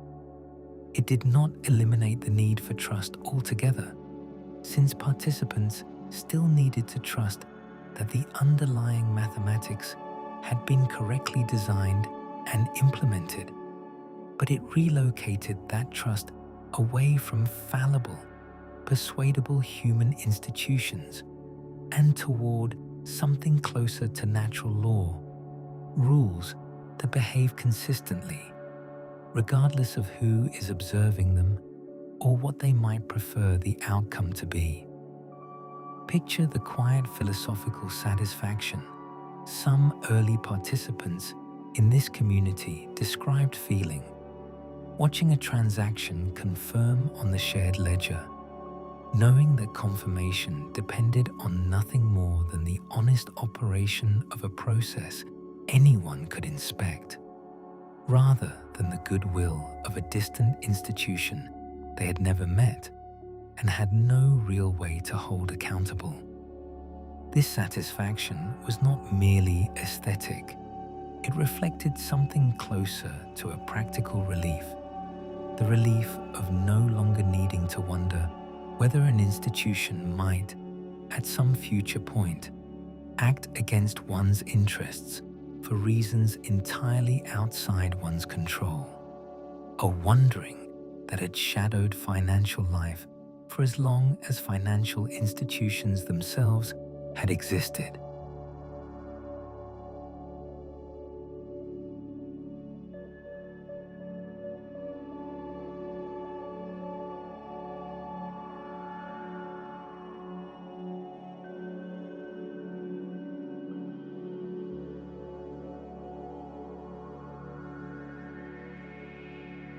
There is another philosophical thread worth following, one concerned less with trust between strangers and more with the deeper question of ownership itself, what it means to genuinely possess something in a digital world where copying has always been effortless and where possession has traditionally been enforced by institutions rather than by the nature of the object itself.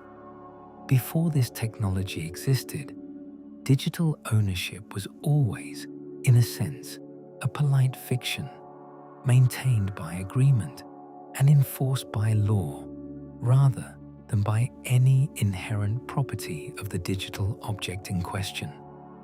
A file on a computer could be copied infinitely, and what separated a legitimate copy from an unauthorized one was never anything intrinsic to the file itself, only the surrounding legal framework that determined which copies counted and which did not.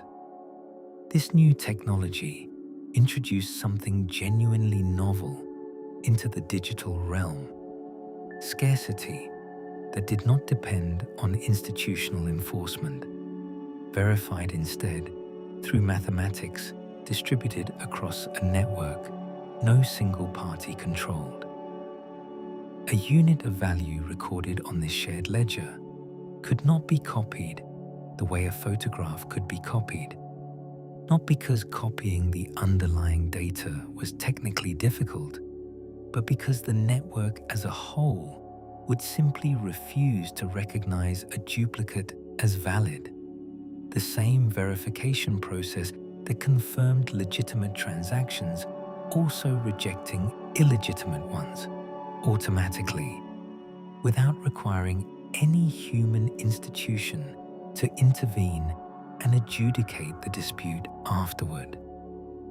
Picture the philosophical weight of this shift, set against the broader arc of digital history. For decades, the digital world had been defined by abundance, by the friction-free ease of infinite, perfect copying. a property that proved wonderful for the spread of information and deeply disruptive for anything that depended on scarcity to hold its value. This new technology represented, in a sense, the reintroduction of genuine scarcity into a digital environment that had never previously been able to produce it reliably. A scarcity guaranteed not by legal enforcement or institutional gatekeeping, but by the same distributed, verifiable mathematics that secured the ledger's history against alteration. This capacity for genuine digital scarcity opened conceptual doors well beyond simple currency, eventually extending into questions of unique digital ownership more broadly. Verified certificates of authenticity for digital art, provable ownership of in-game items that existed nowhere except as entries on a shared ledger, and countless other applications where the underlying insight remained consistent. Something can now be genuinely scarce in digital form, verifiably owned by one party and not simultaneously by another, without requiring a trusted institution to maintain and enforce that distinction. Consider, too, the more contemplative question this philosophy invites about what people actually value and why. For most of human history, value attached itself to things physically scarce: land, precious metal, labor, materials that could not be conjured from nothing, simply because everyone agreed to pretend they could be. Digital abundance had, for decades, made this kind of scarcity seem like a relic of the physical world. The arrival of verifiable digital scarcity complicated that assumption, raising a genuinely interesting question. Observers continued debating throughout this period. Does scarcity need to be physical to carry real value? Or is verifiable, tamper-resistant scarcity sufficient on its own to anchor something people are willing to treat as genuinely valuable? Whether every application built atop this insight proved lasting or worthwhile remains, even now, a matter of ongoing debate. But the underlying philosophical shift, digital scarcity achieved through distributed mathematics rather than institutional enforcement, represents a genuinely novel contribution to how humans think about ownership in a world increasingly mediated by digital representation rather than physical possession. There is a final, quieter thread worth acknowledging before moving forward, one concerned with permanence itself. A ledger of this kind, once sufficiently established and widely distributed, becomes something close to a permanent historical record, resistant not just to fraud, but to erasure of any kind, including erasure that might otherwise be considered convenient or merciful. Every transaction, once confirmed and buried beneath enough subsequent blocks, becomes effectively permanent, visible to anyone who cares to look, indifferent to whether the parties involved might later wish it had never happened. This permanence carries genuine weight, a reminder that the same properties which make a system trustworthy, immutability, transparency, resistance to alteration, also strip away the quiet, forgiving mercy of a world where records fade and history softens gradually with the passage of time.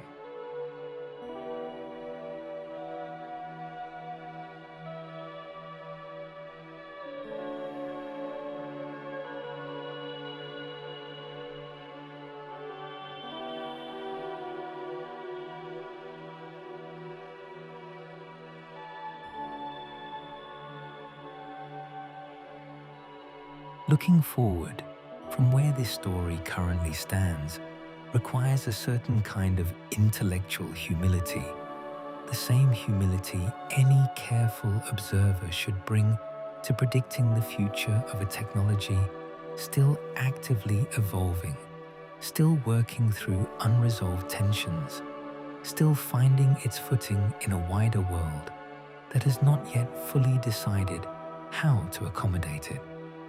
What can be said with reasonable confidence is that the underlying insight, a shared, verifiable record maintained collectively, rather than by a single trusted authority, has proven durable enough, tested thoroughly enough across more than a decade of continuous operation, that it seems unlikely to simply disappear or be forgotten, regardless of how any particular application built atop it eventually fares.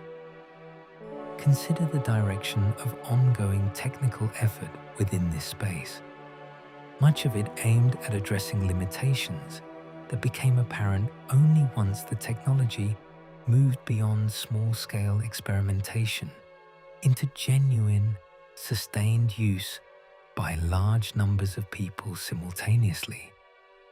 Early networks, however elegant their underlying design, could only process a modest number of transactions within any given span of time, a limitation that became increasingly apparent as adoption grew and competition for limited space within each block intensified, driving up the fees required to have a transaction included promptly.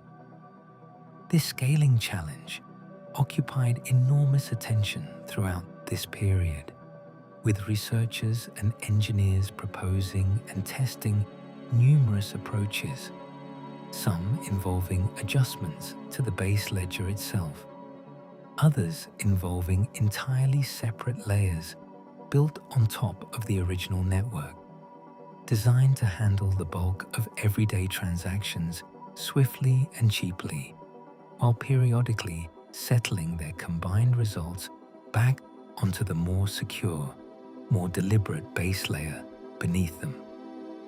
Picture this layered approach the way one might picture a busy city's transportation system, a slower, heavily secured underground rail line running beneath the streets, handling the fundamental movement of people across long distances with maximum reliability, while a faster, more flexible network of buses and taxis handles the countless smaller, more immediate trips happening constantly across the surface above. Neither layer replaces the other. Each serves a different purpose, optimized for different trade-offs between speed, cost, and the underlying guarantee of security. This layered thinking represents one of the more mature developments in the technology's ongoing evolution, an acknowledgement that no single design could optimally serve every possible use case simultaneously, and that combining multiple specialized layers, each handling what it does best, often produces a more resilient overall system than any single monolithic design ever could. Alongside these technical developments, a slower, quieter integration has been unfolding within more conventional financial institutions, some of which spent years dismissing this technology publicly while quietly studying its underlying mechanics privately, eventually incorporating certain elements, distributed verification, cryptographic proof, programmable settlement, into their own internal systems, even while remaining cautious about fully embracing the more radical, decentralized philosophy that originally motivated the technology's creation. This selective adoption, borrowing useful mechanical insights while setting aside the deeper philosophical commitments, represents its own quiet irony. Institutions built around centralized trust, gradually incorporating tools originally designed to make such centralized trust unnecessary. Picture 2. The ongoing exploration by various governments and central banking authorities into their own versions of digitally native currency, distinct from the original decentralized model in one crucial respect. These versions remain firmly under the control of the issuing authority, rather than being distributed across an open, permissionless network. This development represents a fascinating counterpoint to the original philosophical ambition. The same underlying cryptographic and ledger-based tools, repurposed by institutions to strengthen rather than diminish centralized oversight over monetary systems.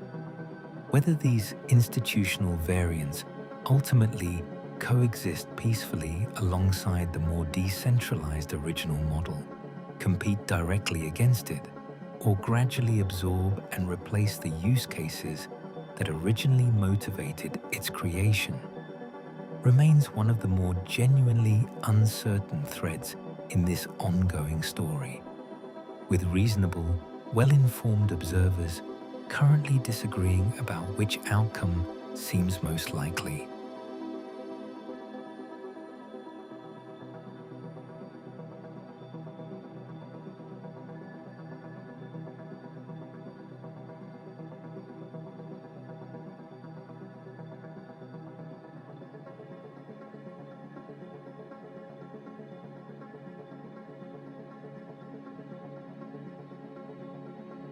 There is a final, quieter observation worth making before this particular story reaches its resting point.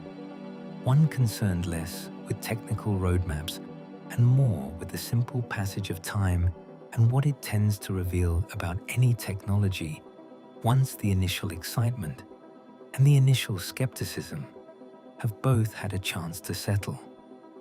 Every genuinely significant technological shift in human history has followed a broadly similar arc, an early period of confusion and dismissal, followed by a period of speculative overreach, where enthusiasm outpaces practical utility, followed eventually by a quieter, more durable period, where the technology simply becomes part of the ordinary infrastructure of daily life, unremarkable precisely because it has become so thoroughly, invisibly woven into how things simply get done.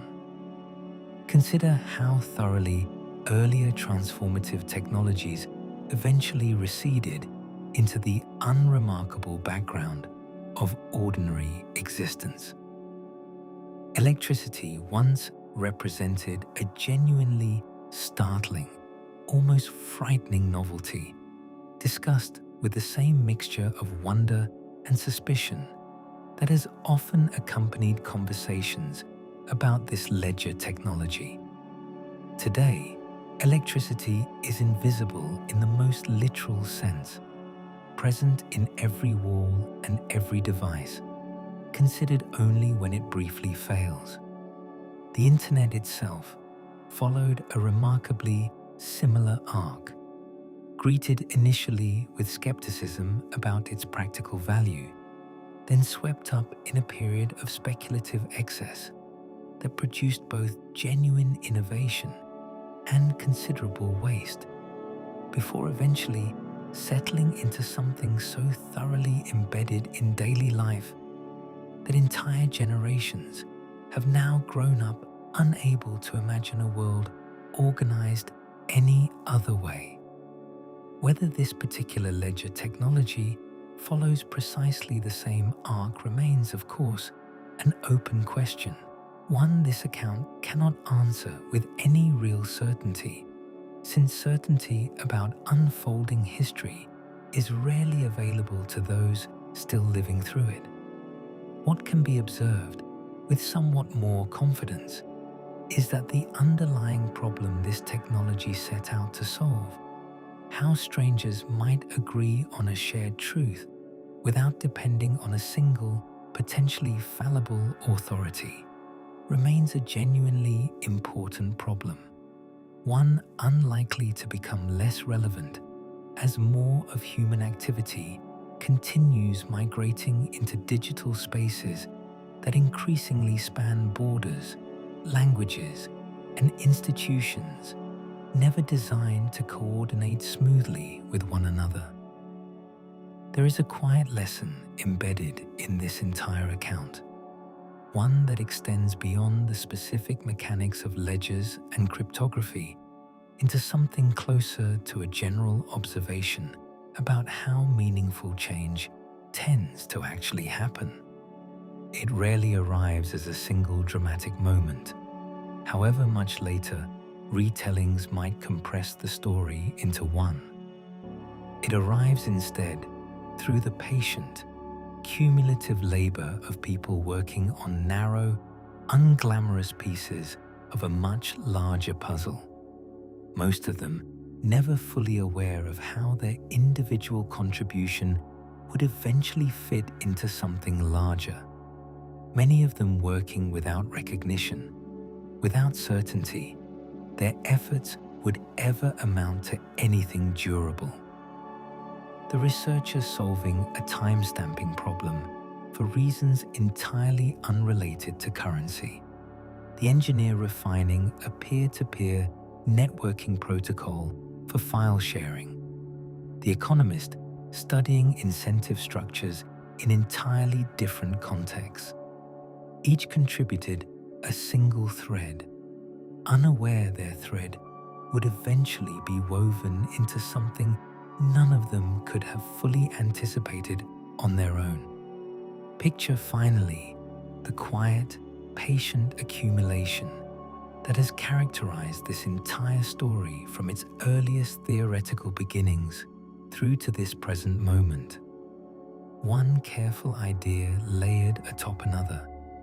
One generation of researchers and engineers building thoughtfully on the work of those who came before, refining rather than discarding, testing rather than assuming, the whole slow architecture of trust gradually taking shape, not through any single dramatic breakthrough, but through the steady, unglamorous accumulation of countless small, careful decisions, each one made by someone who believed, quietly and without fanfare, that strangers scattered across the world deserved a better way to agree on what was true.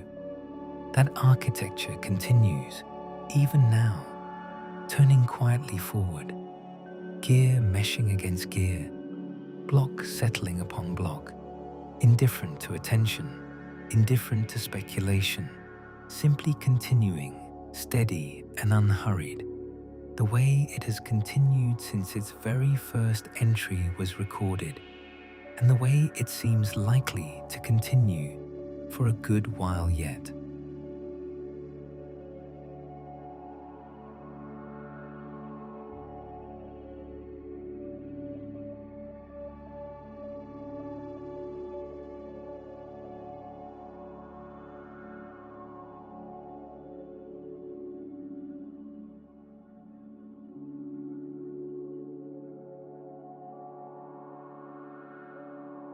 And so, the narrative of this assembly comes to its quiet conclusion. Whether you are still awake, or whether you have already drifted into a deep and peaceful sleep, know that you are exactly where you need to be. The world is vast, but tonight, its systems are simply the backdrop to your rest. Thank you for joining me here at Quietly Made. Rest now. Join us again tomorrow. Good night.